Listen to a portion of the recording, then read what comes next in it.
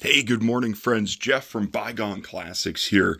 And this is a special video that I should have put together from the beginning, but a YouTuber made the suggestion last evening, and it was a dynamite suggestion. This video is going to cover the documentation and history of our 1980 Pontiac Grand Prix LJ that shows an incredible 14,078 original miles. Did have some other folks reach out and ask if we found a build sheet and things like that. And the truth is, I didn't look for the build sheet because I knew that it would be available through Pontiac Historic Services, PHS. And thank goodness for all the terrific work that they do in sending us the original documents for our vehicles. Holy cow, they have proven more than one rare Pontiac for me over the years, and I really appreciate all the hard work that they do.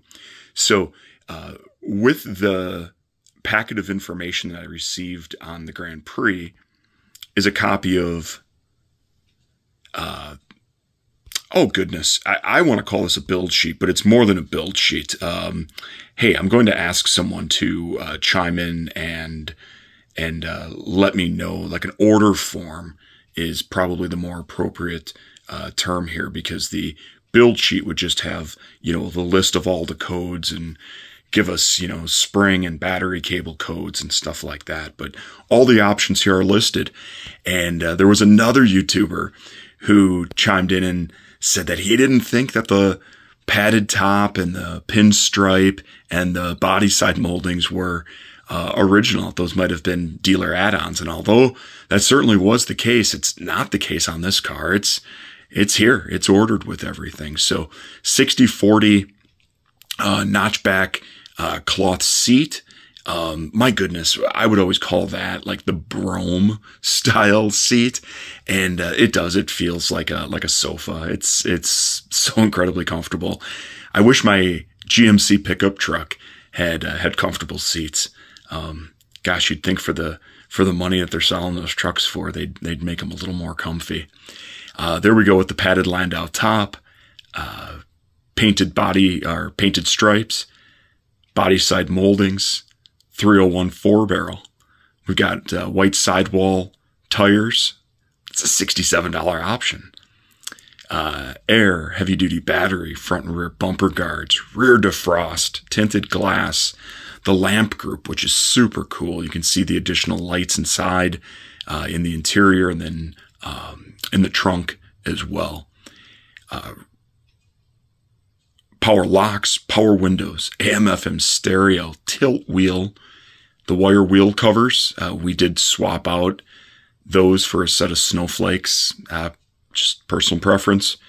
And in the what I would call like delayed wipers. The technical term here is what? Controlled cycle. But those are always nice. And just, again, this is 1980, ladies and gentlemen. This isn't a Cadillac. It's Pontiac Grand Prix. So, just load it up, and you can see here that, the car was built, shipped in October of '79. So a pretty early car. And, it had an MSRP of $91,6621. To give you an idea, I did a quick inflation calculation, and that would be a $37,000 car today. So for a two-door, coupe, just a regular family, mid-size car, very, very expensive, optioned out tremendously well. So you get that information along with the dealer info, which of course coincides with the trunk lid and everything that way. So let's move over here to the title. And this title was issued in November of '81. Again, the story coincides. The second owner told me that the lady that he purchased the car from was an attorney in Chicago and bought a new car every year. And so again, with the build date of October, probably got the car in early November. And here we go. A year later, she was selling the car. had just over 10,000 miles on it. So we see this from time to time with really low mileage vehicles. I think a lot of folks think that, these cars are purchased and then just immediately put away. No, many times we'll see miles put on them early, and then they, in this case, either change hands or a life event occurs. Babies are born, illness, someone passes away, and then the vehicles sit. In this case, the second owner bought the car, started driving it, and those life events started happening. Not the easiest vehicles to get kids in and out of the back, although lots of families did it, mine included, but it's sure a lot easier to have a four-door or a station wagon. And so that's why this car just sat and sat. But it is cool that we do have the title back from 1981. We do have just one set of keys for this car. Look, the second owner's elderly. I wasn't going to hassle him for the second set. I asked a couple times. He said he couldn't find them, and I just left it, So, hey, we've got one original set of keys. The other set would have been really cool to have, but that's how it goes. And then we have the owner's manual packet here. And again, everything coincides with the dealership. Lots of fun, good stuff in here. So here's the owner's manual. And I don't know, I really liked the way Pontiac did this for the Grand Prix. It's embossed. It has I'm going to say it has a sexy look to it. And so the manual is intact. Doesn't appear to have been used in any way. I feel like there's a note back here. Here we go. There's a section for comments.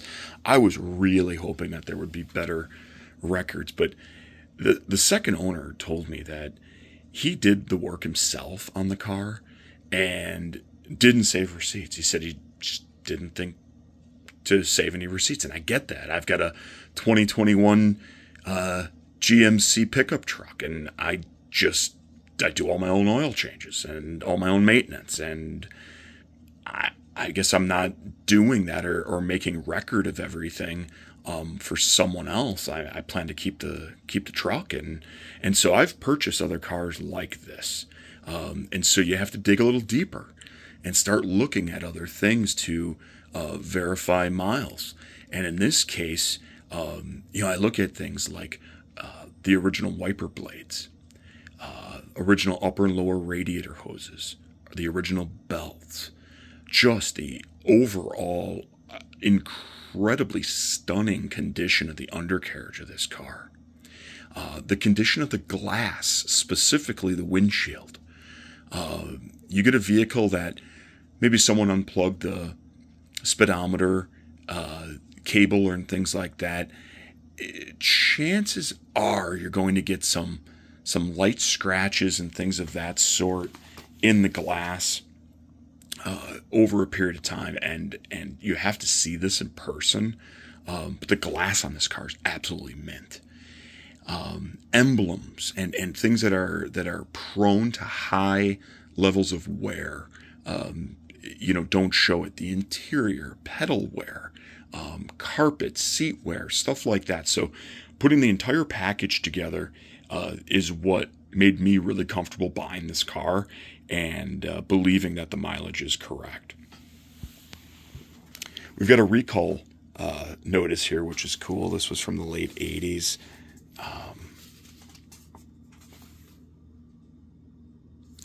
Let's see what this was.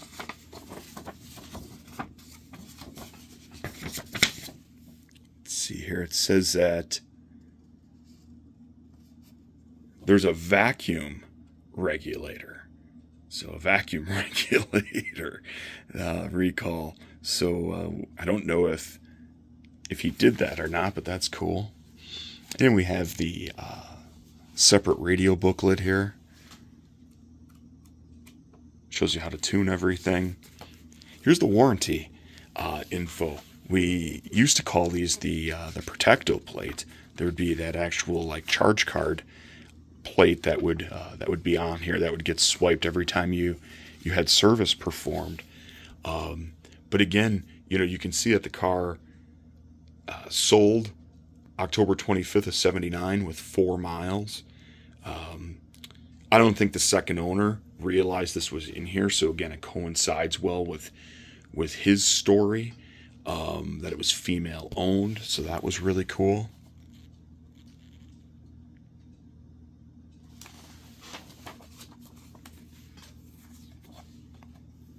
Gosh, this was just the beginning of starting to use that hideaway spare as cars trunks got a little bit smaller and things like that, so they included information about that. Looks like the car originally had general white walls on it. And then we have a maintenance schedule. So that goes through. This is pretty cool. And talks about, when to do your oil changes and your chassis lubes and other fluid changes and things of that sort. This is all included now in the owner's manual on new cars, but I kind of like having it as a separate piece. It's easy to access.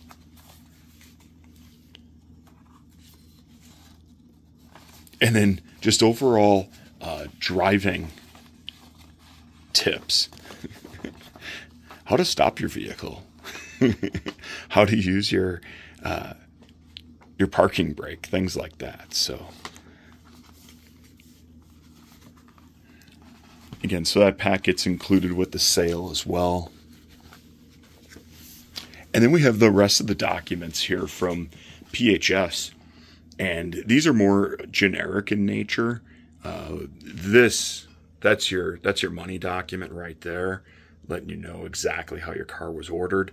But the rest of these are always fun to have. They go through all your different options that you could have. So if you had a Grand Prix, if you had an SJ and LJ, how you could option them, interior, exterior colors.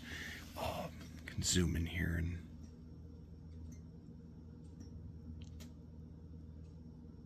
it's kind of cool, eh? And then what they do is they put a box around all of the options that your car has. So you could see that like agate red was boxed out. And they have production stats here. So we can see for 1980, a lot of, base models built and not as many SJs and then about half as many LJs, with a total production in 80 of 114,714 units.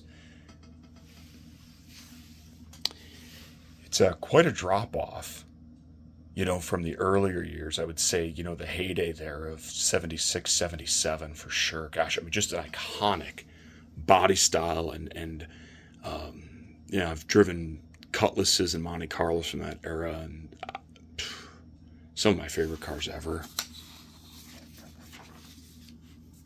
More production totals.